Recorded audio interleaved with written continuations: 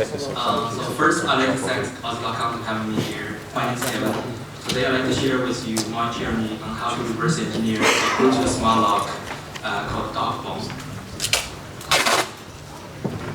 Yeah. So who am I? I'm a security researcher from Vancouver, Canada, and I like to hacking wireless and IoT systems. You are always welcome to follow me on Twitter. And here are the things we are going to cover today. First, I will start with the introduction on some fundamental knowledge of BTLE, and then we'll move on BTLE locks in particular. And then I will go through all the methods I have used during the reverse engineer from the beginning to the end. And after this talk, I hope everyone can apply the same method for other small locks or similar BTLE devices. The BTLE device has been widely used and getting more popular. But what is BTLE anyway? BTLE stands for Bluetooth Low Energy. It's operating on 2.4 GHz.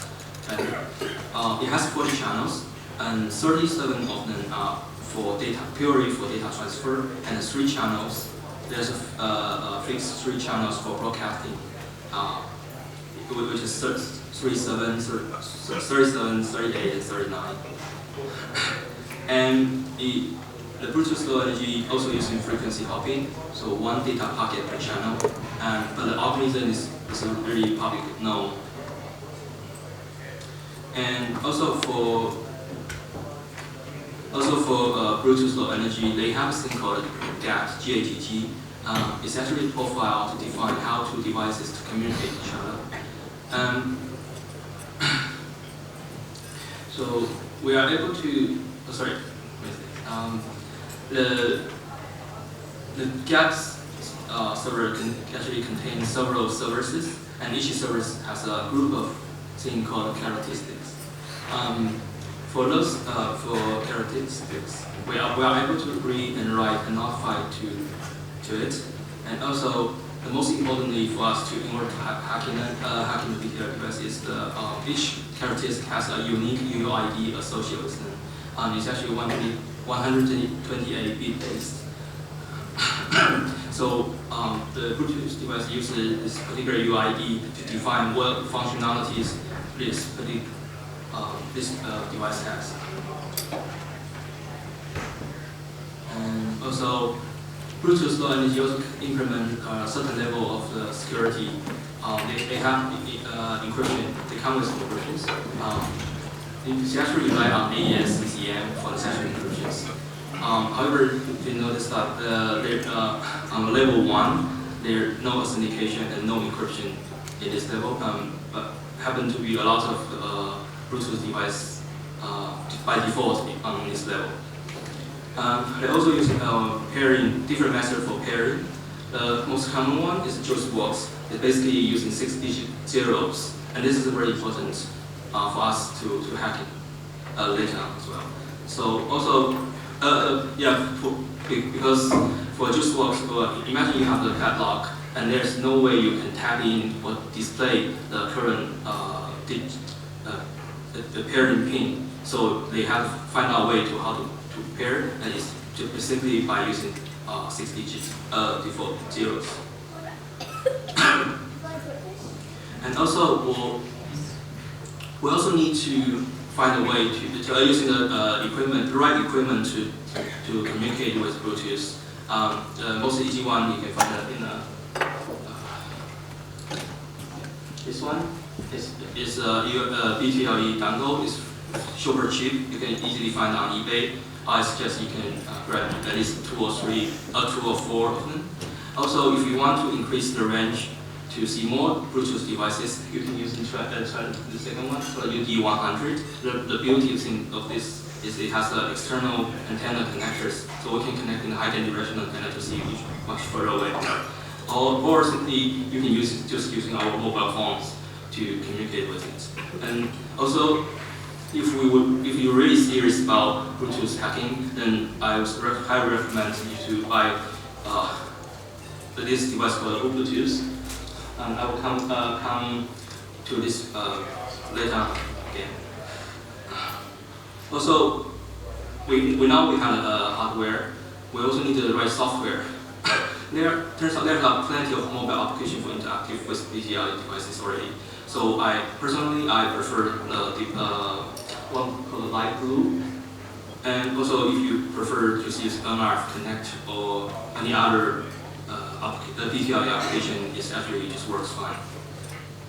But if you want to go deeper, we can also use software under Linux to communicate with it as well. There's something called BlueZ, and BlueZ is really a Bluetooth protocol stack for Linux. It comes with plenty of usable tools already. So one of those like SCI2.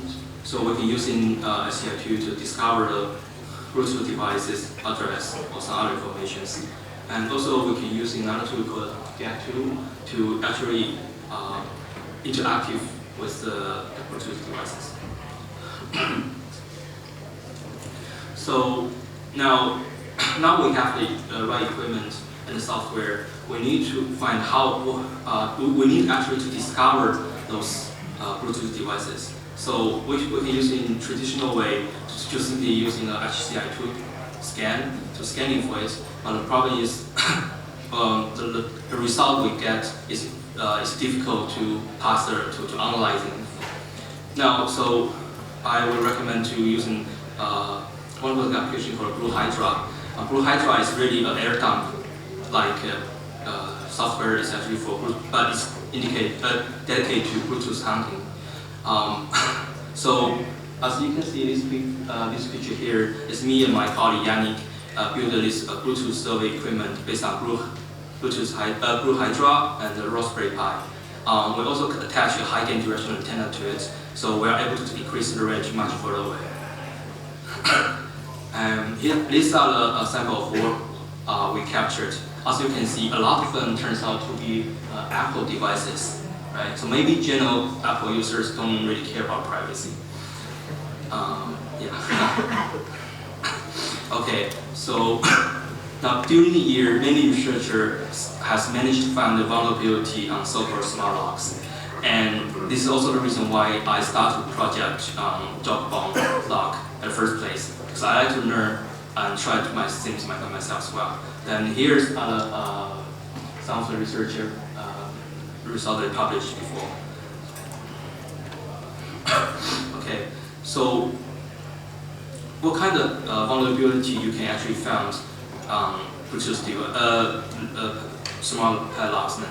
So it turns out it's quite similar to the networking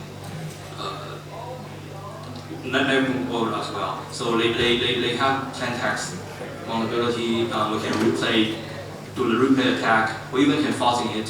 And this one I found is pretty interesting because they simply send malformed packets to the lock, and the lock just simply pop out. So right. So here comes our main target today, the dog-bomb smart lock.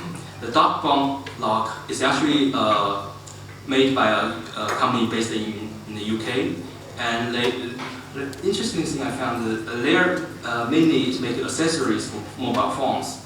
I mean, they're making phone cases, but now seems all of a sudden they want to make smart locks as well. And just like every smart lock company, they will advertising their products are the most secure one on the market, in the market. Cool. But sometimes they go too far. Now this is one of the statements I found from them. So they actually say, don't worry about the hacking, right? The padlock is so secure. They have the banking level of securities, which that means we actually need Steve Wozniak to actually create cracking it, right? So challenging.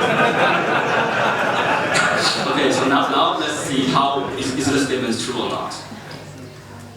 So the first stage we're going to do some recon. Okay. So during the recon stage, the most important thing is try to get as many details as possible for our target. So first, we can use HCI. Again, we can use HCI2 or mobile application like light blue to get some basic information. Now, just by using the light blue, we are already able to find out what kind of servers this dog-bomb locks exposed to us. Yeah. Okay.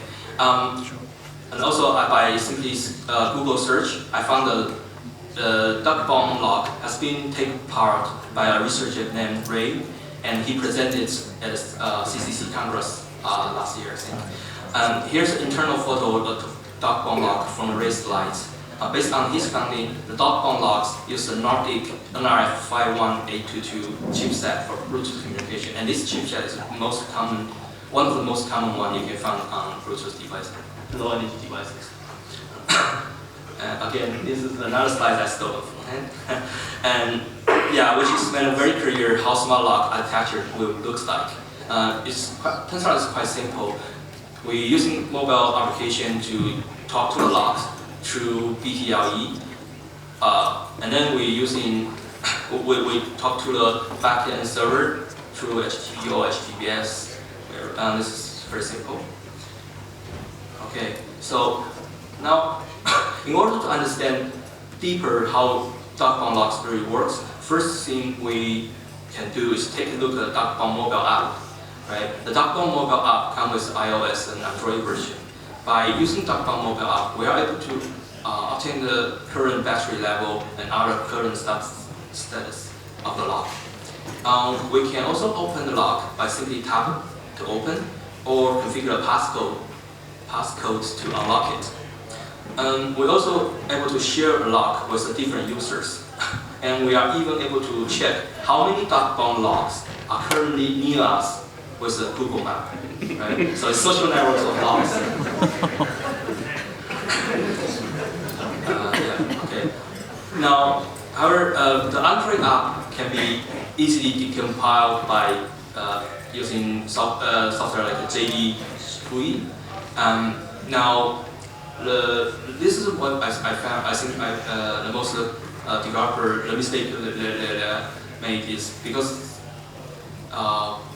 just like the duck bomb application, they don't use any sort of code hardening, no packer, no obfuscation for code. So we're almost like, once we decompile it, we're almost like read the source code. Now, just by reading through the Java bytecode, we can already learn a lot about duck bomb lock without even having actually physical access to it. Now, the information we can find like what kind of UID is used and what it's for. So this one I found is very interesting. It's a UID for a password. So now, sometimes you may think you're so lucky because they also sometimes they have mistake like hard-coded default password in the code, right? And this guy thinks like F word a lot. But is it a game over already? We found the password now? Actually, it turns out it's not the case this time. It's actually when the first time user connect to the duck bomb server with their mobile applications, the server will generate a random 40-byte password and send back to the application to replace those default passwords. Well, actually, it's a 32-byte and 8-byte padding by FF in the end.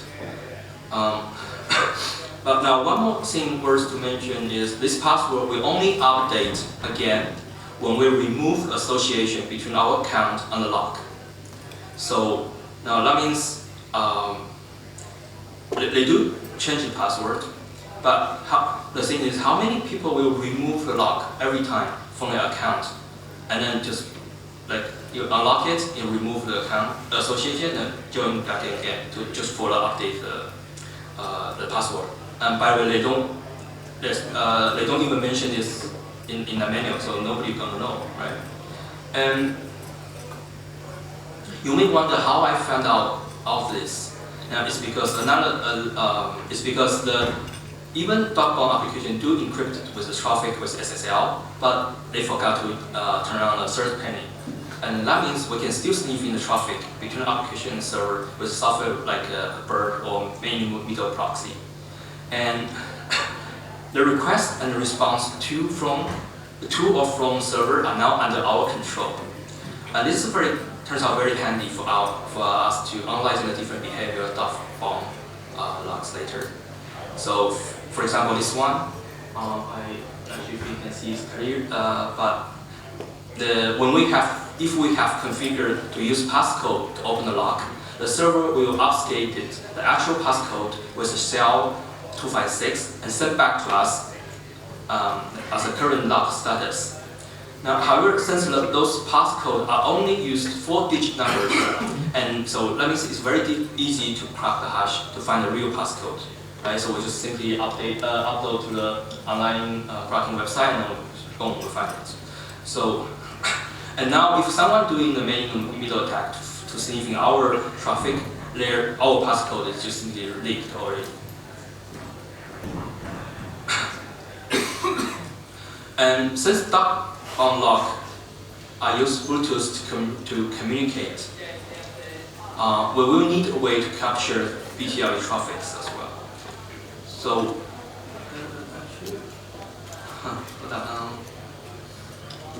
so let me miss some slides here, but I have to be sure. Okay, I just go ahead. Now, since the duck unlock uses Bluetooth to communicate, we need a way to capture BTLE traffic. Now, the first option is to sniffing it through the air, which I'm going to mention how later. And another option is in Android 4.4, a higher version. It comes with a very nice feature to capture our Bluetooth traffic for us. We simply just enable it through the phones. So, and then once we save it to a log file called BTLE Snoop, and later we can also use Wireshark just to open it to analyze it.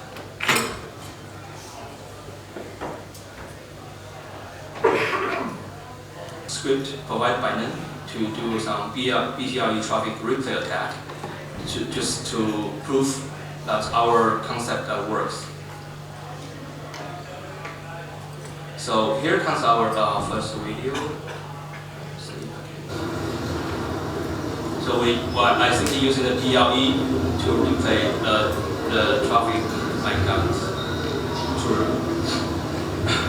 Right? So and replay and open. And I test another one again.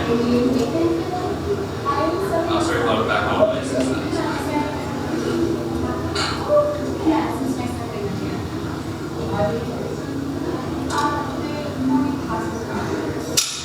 Okay.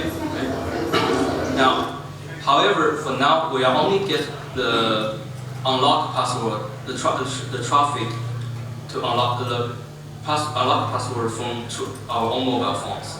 We need to find a way to sniffing it from the ear. I do think I have some slides missing. Maybe I should check to make sure.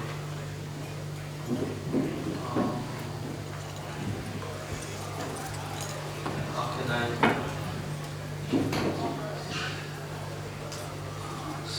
Does anyone know how to go back to the?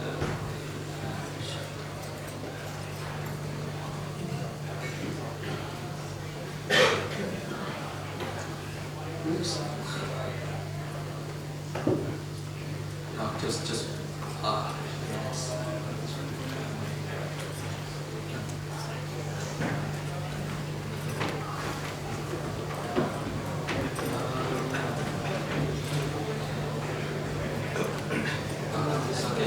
Sorry, my fault.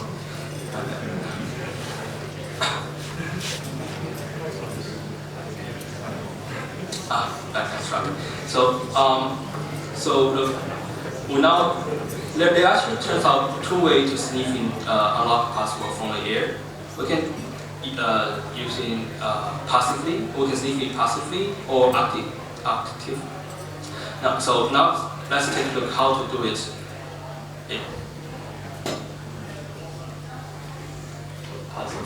Okay.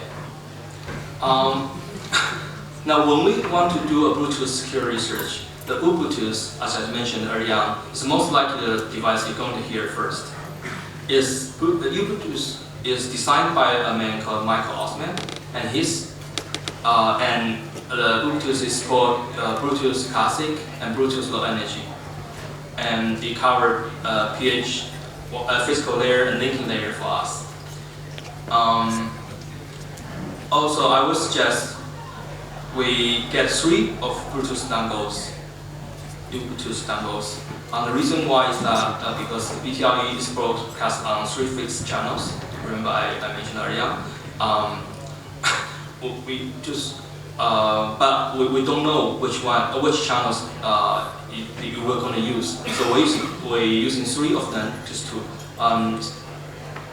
put each Bluetooth on one particular channel, and just to make sure we're going to capture those broadcast channel informations. Okay, and one useful application is to use Bluetooth and another software called BTLE together to crack the BTLE pairing key for us. Now, the BTLE is wrote by a guy called Michael Ryan. Is actually targeting the weakness in the BTLE key exchange protocols. So, before establishing the encryption sessions, 2 BTLE devices must establish a shared secret known as a non-turn key. Now, through the key exchange protocol, the key exchange protocol begins by selecting a temporary key. All value used by and all other used value to use to calculate in plain text over the year, except this temporary key. And now during the research, I found it's very difficult to sniffing enough pairing packets in order to crack. Even I have 3 of them, but maybe due to the interference, whatever, I only have successful once to actually crack in the key, which is 6 zeros anyway, right? So it may not be suitable for practical attack, but in theory it works. Now, but again, it turns out a lot of BTLE devices are actually rely on just works. So we don't really need to crack it. We have it already.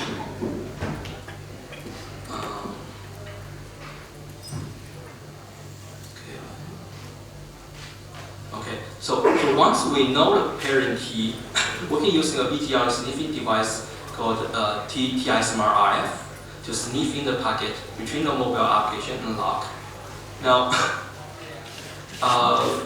TI Smart RF is a commercial product from Texas Instruments, and it's based on CC254 chipset.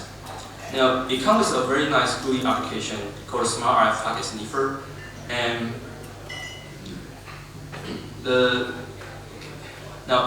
this Smart RF Sniffer is very easy to use and has provided a very helpful feature.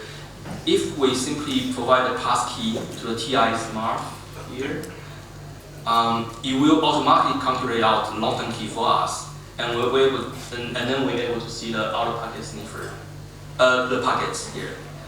Again, I would recommend using 3 of them, and then just to monitor all those 3 channels.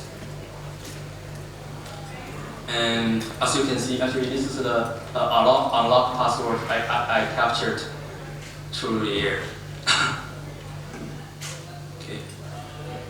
And once we capture the unlock password, we can use BTLE dongle or simply use the mobile phones with a light blue application to unlock it. And here's a video how we do it. Sorry about the noise, I already stopped making video demos and stuff. Yeah. One thing nice to note is that it has a log file to see how many people opened it before. Now we use light blue to connect it to a BTLE, the unlock. And we found the password, and we simply paste the unlocking password we just sniffered.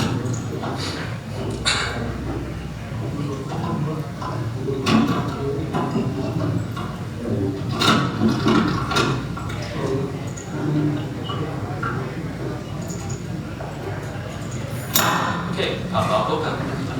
Right. The nice thing is because we are actually directly interactive with the lock, there is no lock file, so nobody's gonna know lock has been opened. It's very nice, right? Now, let's take a look. How do we do it actively? Now, in Black Hat 2016, a researcher has released a tool called I don't know how to pronounce this, but it's meant to do BTLE man-in-the-middle attack. And this tool is suitable for denial attacks, spoofing, and data interceptions. Now, in order for man-in-the-middle attack works, 2 BTLE downloads are needed, and that's why I suggest we just bought a bunch of them just in case. Right? So for our case, one dangle will act in like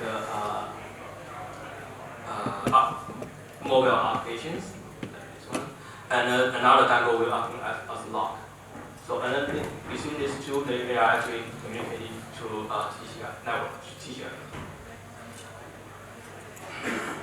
So here's the slides from the picture from his slides. And this is how our BTLE application works originally. So first, mobile application will scanning for a BTLE device investment. Once it receives what it's looking for, it will stop scanning and connecting to this particular device, and then it will start communicating. And this is what supposed to work. However, since we are going to do man-in-the-middle attack, again, so for example, this one going to simulate the mobile phone applications, and it will advise it in a very high frequency. So just to make sure our mobile application will connect into us instead of the real one. And also another our dangle going to simulating lock, right? Now the one thing regarding the BTLE devices, once we are communicating, once we are connecting to it, it will stop to advising against. Right. So in this video demo, we're going to use get tag to capture the unlock command that we want. Okay.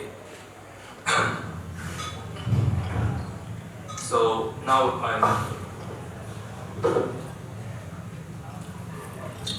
the application start running, and we just do the normal way. We're going to unlock it, and as you can see, we already see some traffic from the lock. And now once the moment I press unlock, we will capture the unlocking command right away. Right? So yeah. So it really depends where we prefer. We're able to sniff in it. We're able to do man-in-the-middle attack. Right?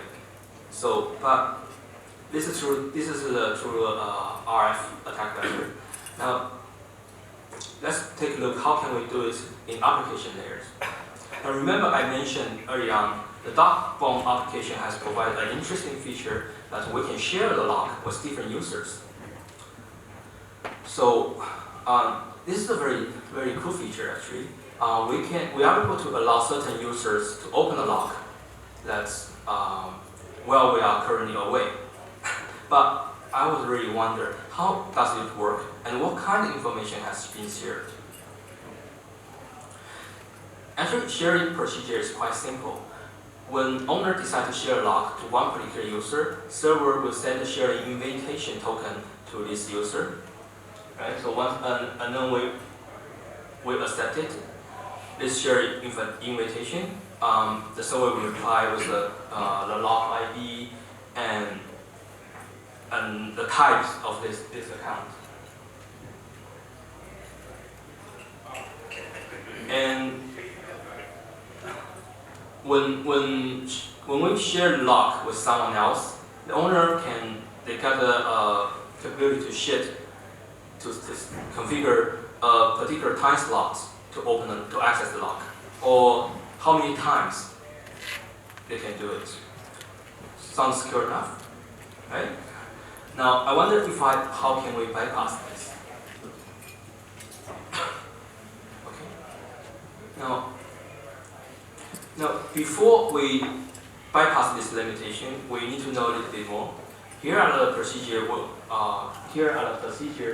that when we try to open the lock, which is shared to us. So first, we'll need to send a request to the server regarding our current account status, and the server will reply us a current status. And here we can see that there's a lock actually currently shared to us, and the access type is always open. And when we try to open the lock, our account will send another request to the server to ask for what's the current unlocking password. Now, if everything's okay, the server will reply us the unlocked password, and then lock will just open. Now, as I mentioned, the lock can also be configured to be opened by a number of times. Now, once our use that, we cannot access the lock anymore. As you can see this example, its access type has become unavailable. And if we still want to try to unlock it, we will actually get an error message says there's no unlocks remaining. But here's the catch. Since our request and response are under our control, we can replace the response to something else to see, right? And this video just to demo how can we bypass the limitation. Okay, let me just play the video first. So you can see right now there's no unlock remaining, and this is the evil one. Again, the account is unavailable. So we enable the lock.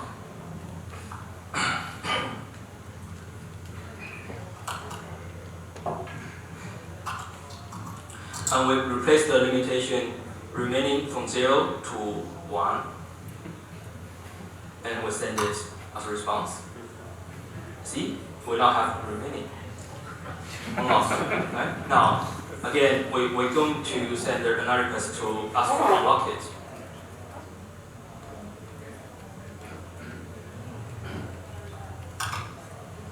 And see, now we got a no lock remaining, but we can simply replace the password, unlock password which is got before, and we forward to it.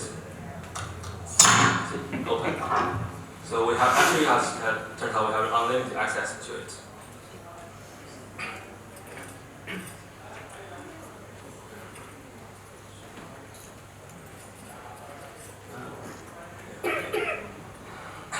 Now, for a short period of time, the DocBomb application will keep sending requests to the cloud server to query the current lock status. And server will reply with the information like the latest firmware version and other information regarding the lock. And again, those responses are under our control. We can inject some data to see if we make any difference to the DocBomb applications. So here we are going to try to inject something to the public node. And as you can see, we are successfully injecting different strings to the public nodes. And one thing I found interesting is when I insert percentage and it was letter P, and the DocBomb iOS application will crash. Now, since this bug will not affect to the Android applications, so I'm not actually sure what the actual cause of this. My original guess is maybe some kind of format strings tag, but my wild guess is maybe something to do with the JSON path library that DocBomb iOS application use. So as you see, when I inject to try to on Android, it will not work. It will display correctly. So here's the demo video. How it happened.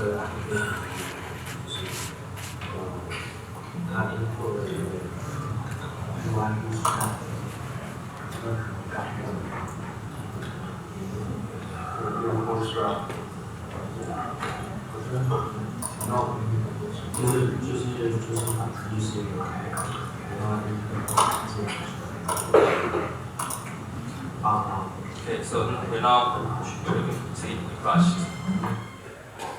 So again, when we do the research, we always need to do other than just attacking one of the applications on Android, we may also need to take a look at iOS application as well, because they may have some kind of different behavior or different vulnerabilities exist, which we won't know without just taking a look at it, right? Now, what else we can do? After we went through all the complicated reverse engineering process, it turns out there's a very simple trick to bypass this lock, just by simply using a string, right? We insert pop open, super cool. No coding, no networking skill whatsoever. Now, therefore, the oldest trick from the book sometimes works the best. So, here's some summaries. When developer mobile applications do consider to securing it, right? Enable things like third panning or using any sort of hardening technique. Also, never completely trust the users. Any input controlled by the users potentially can be manipulated. And also, we need to think like an attacker. Maybe we need to hire the hackers or lock pickers to fully test your product. Right?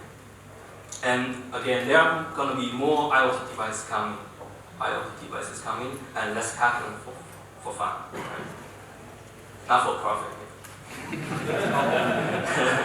Okay, right. So I'd like to thank my colleagues Qi, Yannick, and Chris, who helped me a lot out during the research, and also for reverse engineering fans. Do check out Chris, his project called Jeff is a GDB enhanced features. It's going to be very helpful for you when you want to reverse engineer binaries. And also, I'd like to say special thanks to Beyond Security for sponsor my research as well. And they do some voluntary disclosure program. If you're interested, do check them out. Okay, questions?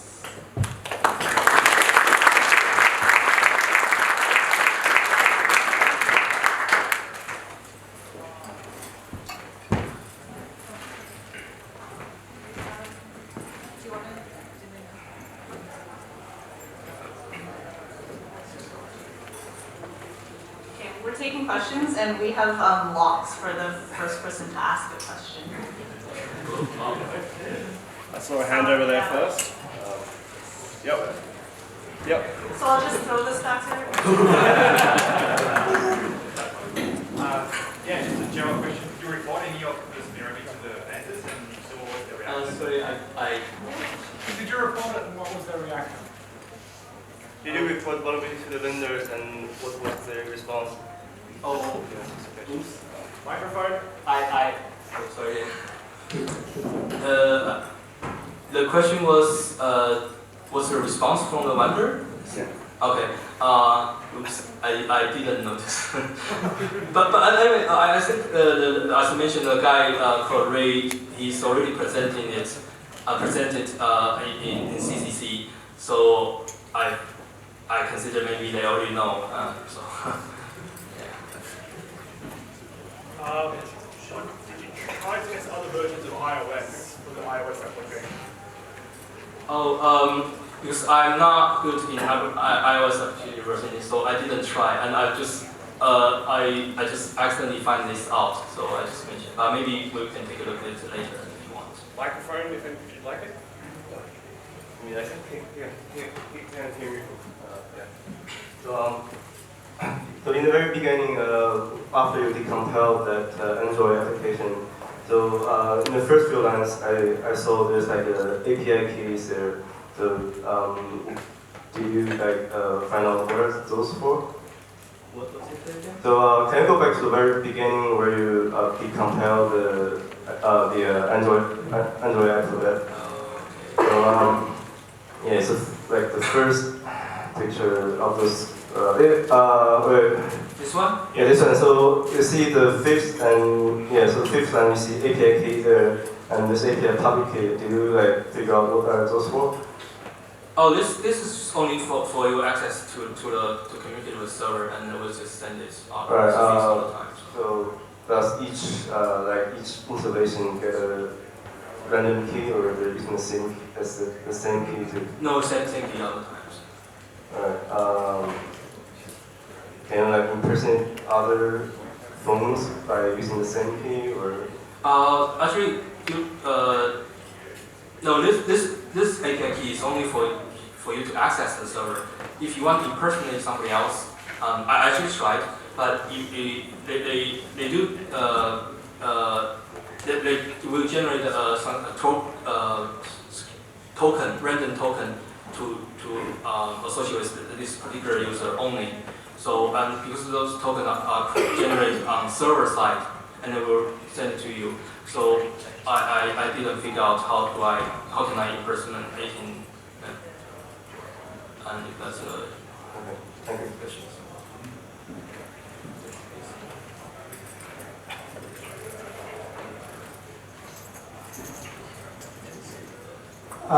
Is making the app crash at the end, is that just purely denial of service, or is there an exploit do you think there might be? No, actually, I try to see if I can actually exploit it, but no, since it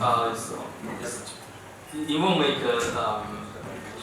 it's not going to be very useful. You simply just crush it, and yeah, that's my assumption. But I don't know. Maybe if when we take a look deeper on iOS application, we'll find out something more.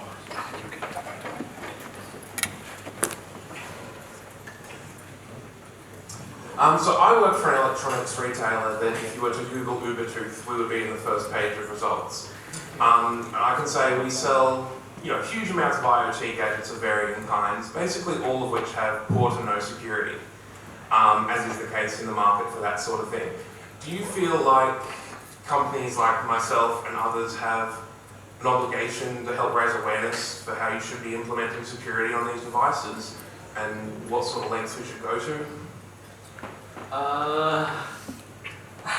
Actually, when I want to looking for equipment, I just randomly Google it, and I found some vendor like this OzLockCon or DEFCON, and I grab the phone, just whatever the first thing I come up, I always find. But yeah, when those vendors will be providing those nice toolkits, it's very gonna be helpful and encourage more people to do more research.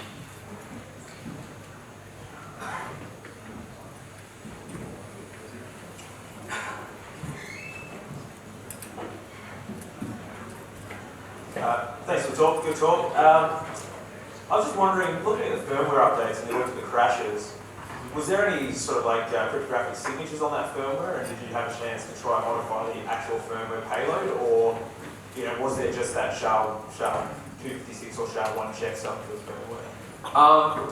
Yeah, actually, as I mentioned, I found this crash by accidentally. My original intention is not this one, but it is to try to mess with the firmware. But turns out, when I think they do implement maybe firmware signature check. When they upload the firmware to lock just simply break. So I actually break twice. So just make sure. Yeah. So.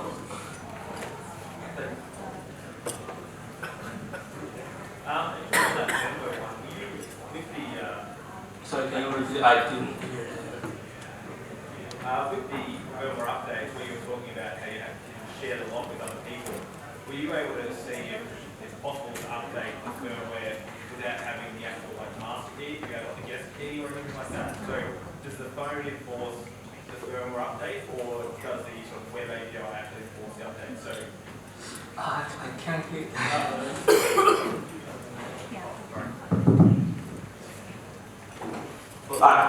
Oh, there we go, that's better. So I guess the question was, with the firmware updates, is that something that's enforced by the app on the phone? So say if I'm a guest with a guest key, could I still upload the firmware to the phone, or is that something that's sort of reserved for only the master key? What I found out is we have no problem to update upload the template with the firmware to the lock. It will come up the message the firmware successful loaded.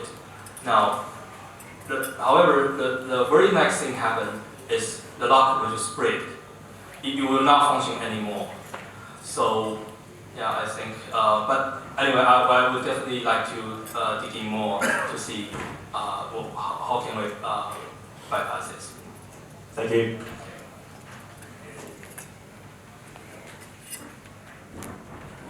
If there's no more questions, that's it. Thank you.